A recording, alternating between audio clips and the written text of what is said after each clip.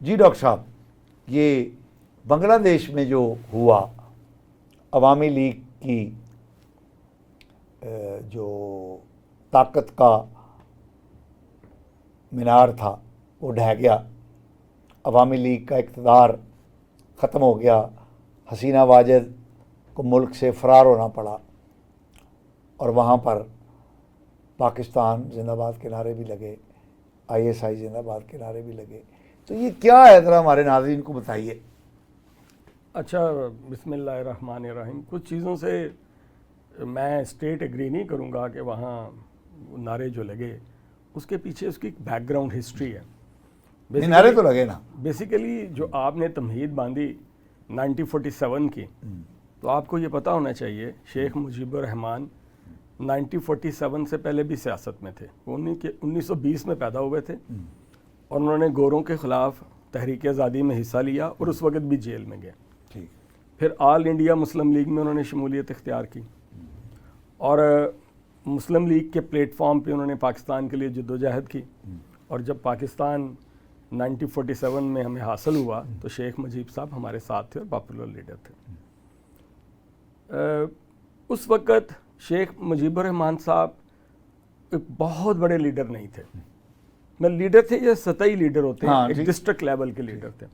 اس وقت ان کے بڑے لیڈر تھے حسین شہید سہروردی صاحب، جو پاکستان کے بعد میں وزیر اعظم بھی بنے.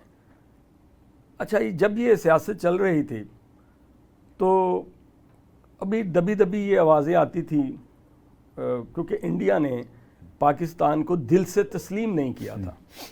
آپ کو یاد ہوگا کہ پاکستان کے جو 70 کروڑ روپیہ انہوں نے کوئی قسط ادا کرنی تھی، کبھی وہ روک لیتے تھے، کبھی وہ 210 کروڑ روپیہ، کبھی اس میں 50 کروڑ دے دیا جی باقی ہم نے نہیں دینے، اور ہمیں بے شمار روڑے اٹکائے، کبھی فائلیں نہیں دی. بیسیکلی انڈیا کے ذہن میں تھا کہ یہ ایک کھلنڈرا سا فیصلہ ہے، تھوڑے عرصے بعد ہم معاشی طور پر ڈیفالٹ کر جائیں گے اور ہم انڈیا کے ساتھ آ کے ہم کہیں گے جی ہمیں معافی دے دو اور ہمیں اپنے ساتھ شامل کر دو. ایسے حالات 47 میں پاکستان کے ایسے ہی تھے. وہ قائد اعظم کی جو ایک فراست تھی، دوربین، کرسمیٹک پرسنالٹی تھی. ایسے لیڈر تو بار بار پیدا نہیں ہوتے. وہ بھانپ گئے تھے. انہوں نے 1 جولائی 1948 کو پاکستان کا اسٹیٹ بینک بنایا، کرنسی الگ کی.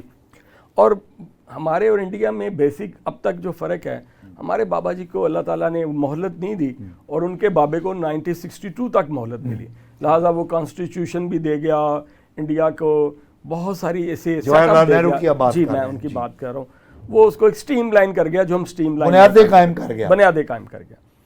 1947 کے بعد 1963 میں حسین شہید سہروردی کے انتقال کے بعد شیخ جو مجیب الرحمان صاحب تھے ان کو ان کا سیکرٹری جنرل بنایا گیا عوامی لیگ کا. عوامی لیگ ان کی جو جماعت جنرل اور سیکرٹری بنایا گیا، اور جنرل سیکرٹری خاصا پاورفل ہوتا تھا. اچھا، جنرل سیکرٹری صاحب نے اس وقت بنتے ہی پاور گین کرنے کے لیے، اور ہی بلیو ان پروپیگنڈا. اب بڑی حیرت انگیز بات ہے کہ اس وقت انہوں نے اپنا اخبار قائم کیا 63 میں. جی، اس وقت انہوں نے اپنا اخبار قائم کیا. 65 میں 66 میں انہوں نے اپنا اخبار قائم کیا جنرل سیکرٹری بننے کے بعد عوامی لیگ اور لوکل اخبار. اور یہ طے کر لیا کہ ہم اپنی زبان کو فروغ دینا کوئی بری بات نہیں ہے، ہم حقوق کی جنگ لڑیں گے. کیونکہ اسلام آباد کی جب میں ادھر پاکستان جاتا ہوں تو مجھے پنڈی کی سڑکوں سے پٹسن کی بو آتی ہے. اور پھر یہ کہتے تھے کہ پاکستان میں جو ایکسپورٹ ہوتی ہے اس میں سے ہمارا جو حصہ ہے وہ ہمیں مل نہیں رہا ہے، جائز حقوق نہیں مل رہے. اور وہ اس کے لیے کافی مقبول ہو گئے، اور وہ جب بھی وہاں الیکشن ہوئے تو انہوں نے کلین سویپ کیا. اور یہ کرتے کرتے 65 تک جب یہ صورتحال پہنچی تو اس وقت 65 میں جب ایوب خان صاحب نے 65 سے آس پاس جب جنرل الیکشن کروایا، وہ محترمہ فاطمہ جناح زندہ تھیں اور انہوں نے الیکشن لڑا، تو شیخ مجیب صاحب کو ایک کریڈٹ جاتا ہے کہ وہ فاطمہ جناح کے ساتھ تھے. ایوب خان کے خلاف جی، نہ صرف وہ بلکہ ANP والے بھی فاطمہ جناح کے ساتھ تھے، عوامی نیشنل پارٹی والے بھی، کوئٹہ سے بھی فاطمہ جناح کے ساتھ تھے. ان کی شکست کے بعد وہ جب بنگال واپس جاتے ہیں تو ان بنگالیوں کو بتایا کہ دیکھا میں نے کہا تھا نا یہ ہمیں حقوق نہیں دیں گے. انہوں نے قائد کی بہن کو حق نہیں دیا تو ہمیں کیسے یہ حقوق دے سکتے. تو یہ آہستہ آہستہ آگ سلجھانی شروع کر دی. یہ آگ سلگتی رہی. 1965 میں ایک ڈھاکہ یونیورسٹی کا بڑا ذکر آتا ہے جو اب موومنٹ ہے اور اس وقت کی بات کر رہا ہوں. 1965 میں ڈھاکہ یونیورسٹی میں ایک پروفیسر صاحب تھے, انہوں نے شیخ صاحب کے کہنے پہ ایک مکالمہ پیش کیا کہ now there are not a two nation theory, now there are two economy theory. Two nation theory ختم ہو چکی ہے, اب ٹو اکانومی تھیوری ہے. پاکستان کی یعنی مشرقی پاکستان کی اکانومی الگ ہے, ہماری اکانومی الگ ہے.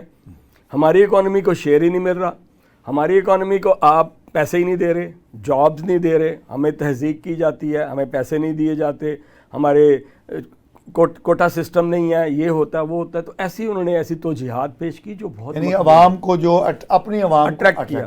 اور اس وقت کہنے اس میں کوئی آر میں محسوس نہیں کرتا, کیونکہ جب یہ پاکستان بنا تھا تو جو زیادہ تر پڑھے لکھے لوگ تھے وہ ہندو تھے, صنعت کار ہندو تھے, بینکر ہندو تھے, پروفیسر ہندو تھے, کوئی اکانومسٹ تھا تو وہ ہندو تھا, مسلمان نہیں تھے. پورے نارکلی میں ایک دکان تھی مسلمانوں کی.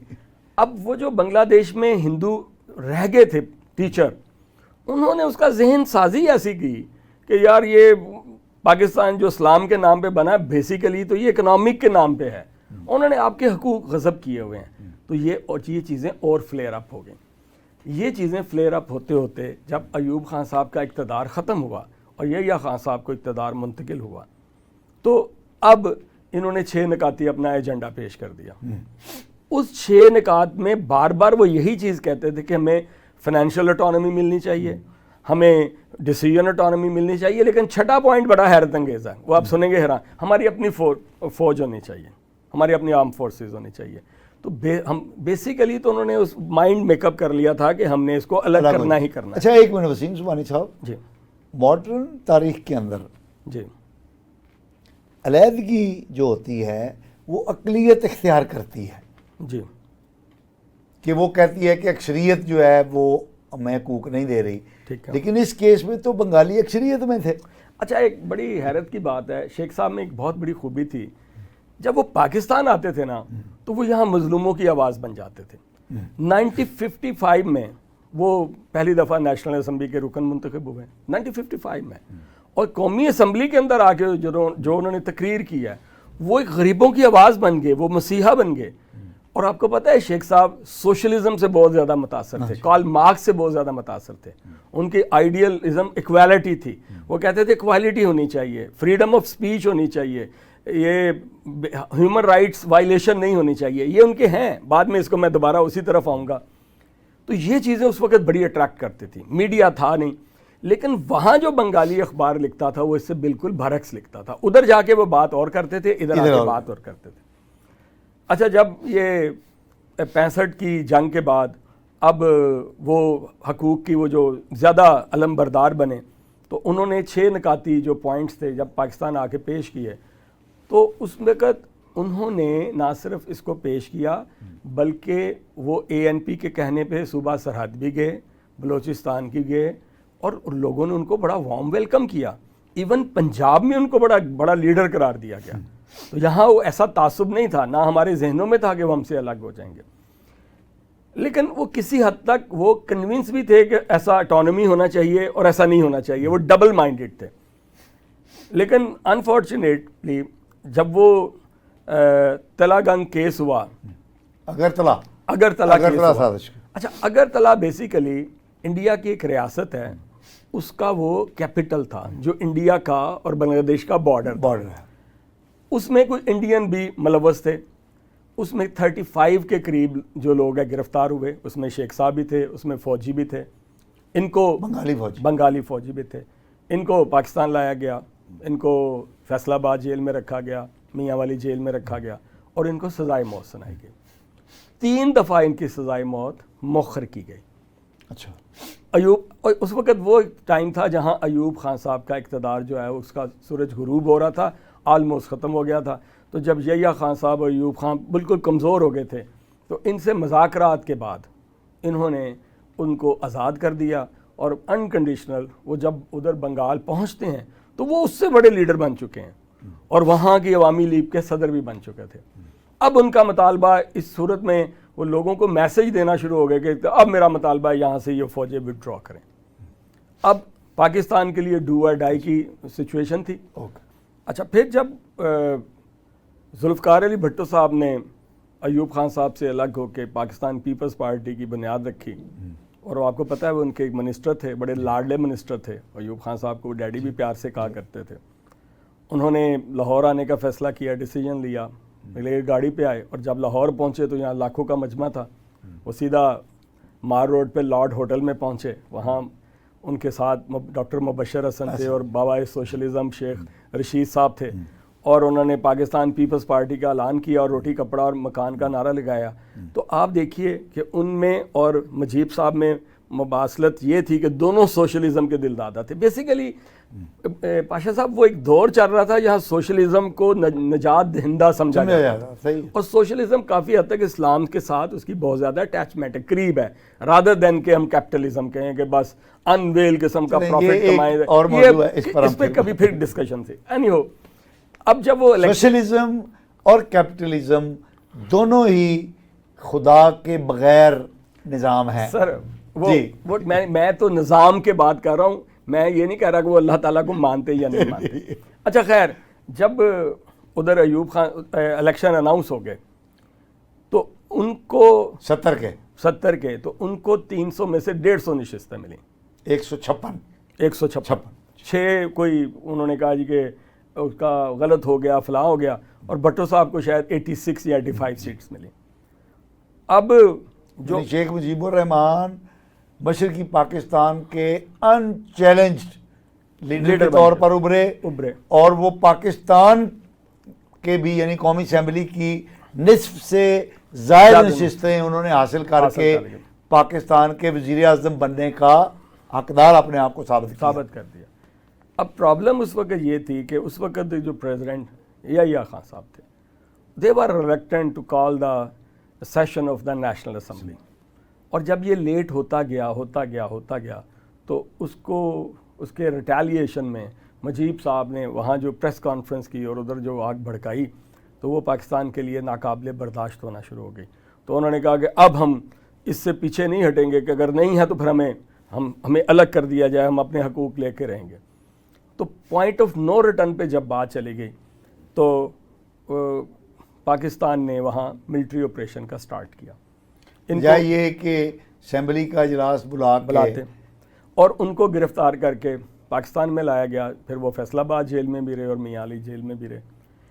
اور اب یہاں ایک بڑا کنٹروورشل پوائنٹ سٹارٹ ہوتا ہے، جتنے آپ کو ڈاکومنٹ ملیں گے وہ آزاد ذرائع سے نہیں ملیں گے، بی بی سی سے ملیں گے۔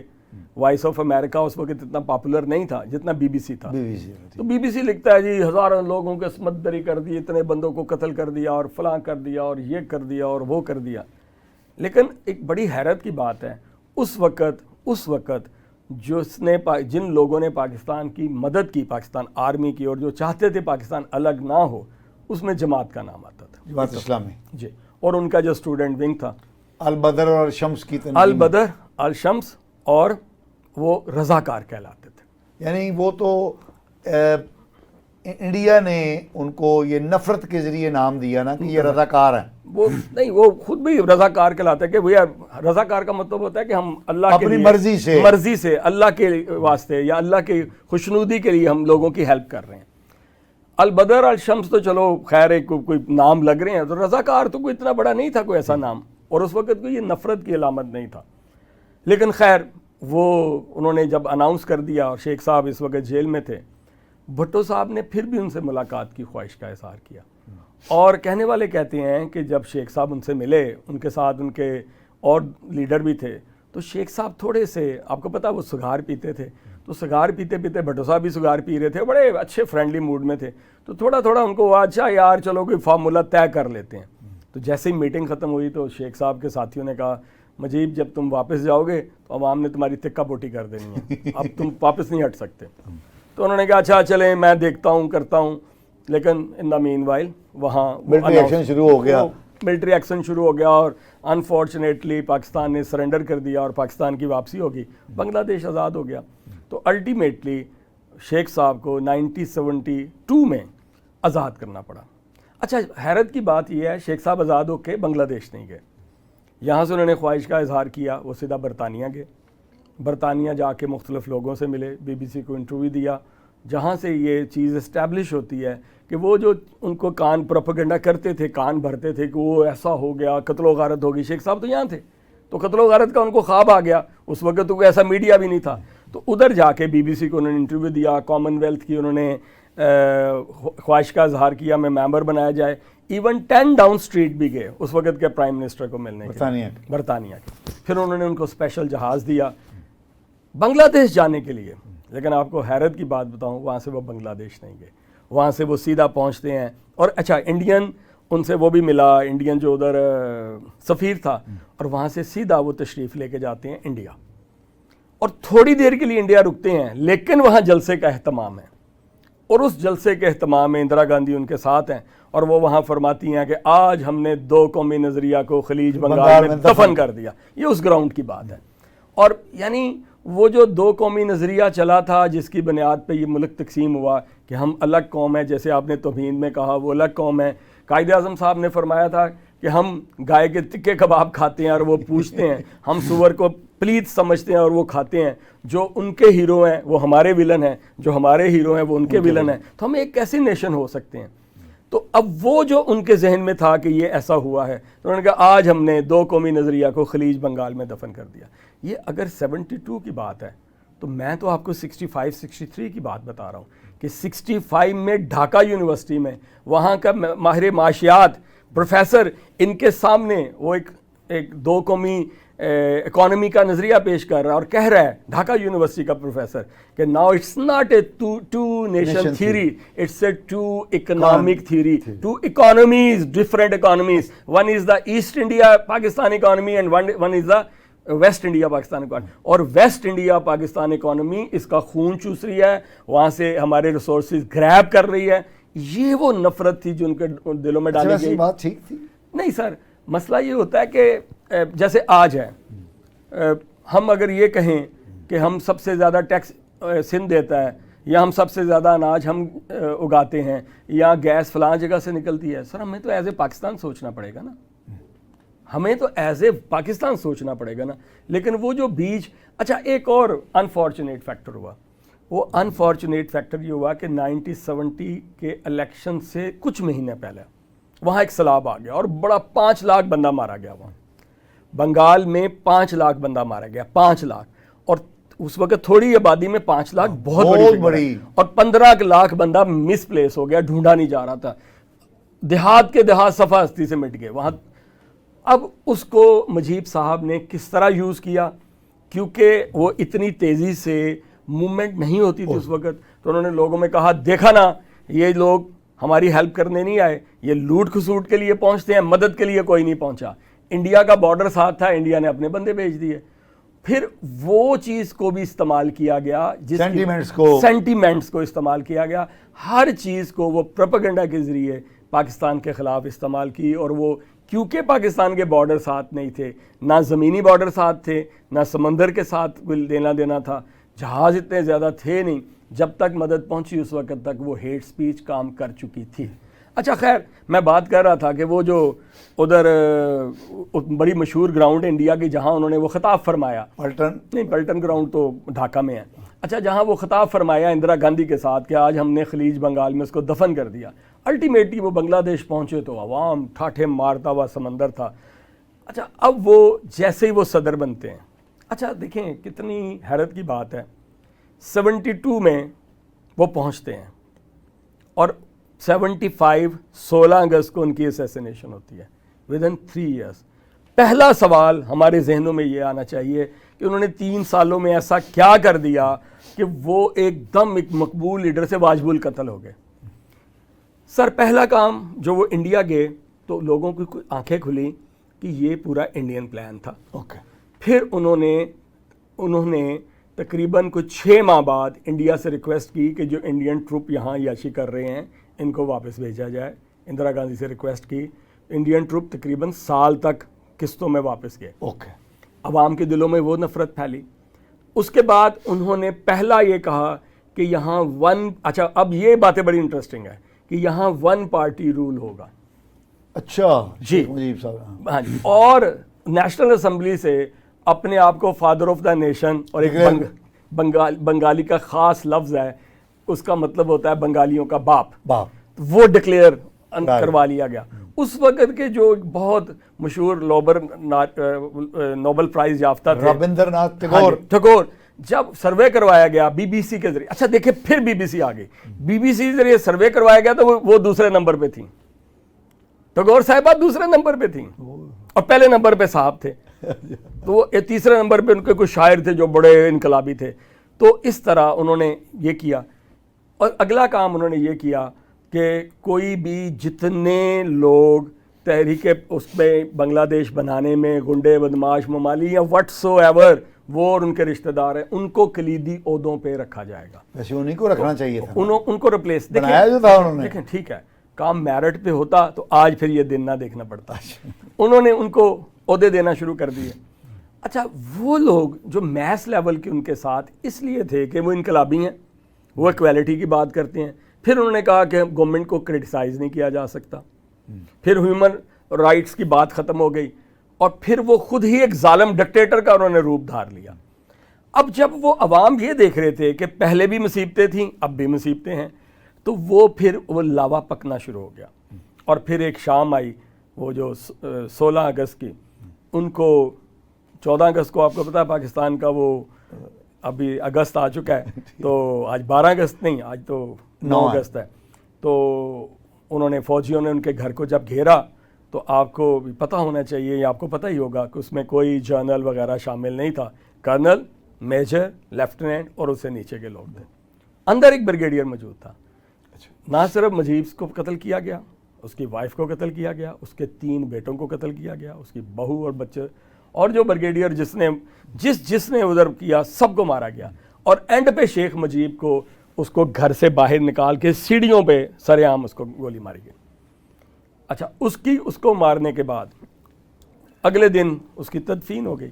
اب اس کی 2 بیٹیاں بچ گئیں، ایک بیٹی نہیں ہے 2 بیٹیاں اس کی، ایک حسینہ واجد ہے اور ایک دوسری جو اس وقت شیخ حسینہ کے جو ہسبینڈ جرمنی میں تھے. اور آپ کو شاید پتا ہو کہ شیخ حسینہ واجد کے جو واجد صاحب تھے وہ پاکستان اٹامک انرجی کراچی میں ملازم رہے ہیں. اچھا ہاں جی، وہ لائق آدمی تھے، پاکستان اٹامک انرجی میں جاب کرتے رہے ہیں. اور پھر جا کے وہ 60s میں وہ جب ہر سال وہ ہوتا ہے نا آپ کا وہ ٹیسٹ ہوتے ہیں کہ یار یہ کوئی ادھر سے بات ادھر تو نہیں ہو رہی، اور وہ سیکیورٹی کلیئرنس کہتے ہیں. تو اس وقت ان کو سیکیورٹی کلیئرنس نہیں ملا تھا ڈیو ٹو مجیب الرحمان. تو تب ان کو he was going back to the Germany. تو وہ اتفاق سے 60 میں جرمنی گئے تھے. ہاں جی، وہ جرمنی گئی ہوئی تھی دونوں، تو وہ بچ گئیں، باقی سب کو قتل کر دیا گیا. اچھا ان میں وہ جو اس وقت کے میجر ضیاء الرحمان تھا صاحب تھے، وہ اس وقت میجر تھے اور بعد میں مارنے والوں میں. اچھا بعد میں یہ اس کا کوئی وہ پنجابی میں کہتا کوئی مل نہیں پڑا، عوام نے اس کو کوئی اتنا نہیں لیا. تو ہم نے کہا چلو ٹھیک ہو گیا، اس نے یہ ظلم کیا تھا، یہ کیا تھا. تو ایک بندہ جو ایک بڑی کرزمیٹک پرسنالٹی تھا، جو تحریک پاکستان میں تھا، مسلم لیگ میں تھا، ایک پارٹی کی بنیاد رکھی، لیکن جب ان ایکویلٹی پہ آتا ہے، جب وہ خود ایک فرعون بن جاتا ہے، جب وہ کہتا ہے کہ 1 پارٹی ڈیسیجن ہوگا، میں تا حیات پہلے وہ آپ کو پتا ہے صدر بنے تھے، پھر وہ وزیر اعظم بنے اور انہوں نے صدر کے سارے اختیارات اس وقت سلب کر لیے. ہم تو اب روتے ہیں نا پاکستان میں صدر کے پاس بڑی اتھارٹی تھی، وہ جو امینڈمنٹ تھی 52B یا 57 کیا تھا 58(2)B. تو وہ مجیب صاحب کے اس وقت ذہن میں تھا، وہ اندازہ لگائیں کتنے کرمنل عالمی تھے، سوری ٹو سے. تو انہوں نے سارے اختیار اپنے پاس رکھے ہوئے تھے، جس کو چاہتے تھے لگا دیتے، جس کو چاہتے تھے ہٹا دیتے تھے. وہ چیز عوام کو پسند نہیں آئی. اور پھر یہ تو پاکستان کی خوش نصیبی ہے کہ جن فوجیوں نے ان کو مارا تھا ان کا پاکستان سے قطعاً تعلق نہیں تھا. تو یہ انہوں نے اپنا نبیڑ خود کر لیا. شیخ صاحبہ جو حسینہ واجد صاحبہ تھیں، یہ جرمنی میں ہونے کی وجہ سے بچ گئیں، وہاں سے یہ انڈیا آئیں. یہ انٹرسٹنگ بات ہے، اور انڈیا میں پولیٹیکل اسائلم لے لی. آپ کا بہت شکریہ کہ آپ نے اتنی اسکالرلی ڈسکشن کی، ہمارے ناظرین کو آپ نے معلومات فراہم کی. ناظرین آپ نے پروفیسر صاحب کی گفتگو سنی، ہمیں اپنے فیڈ بیک سے آگاہ کیجیے گا. اگلے پروگرام تک کے لیے اللہ حافظ.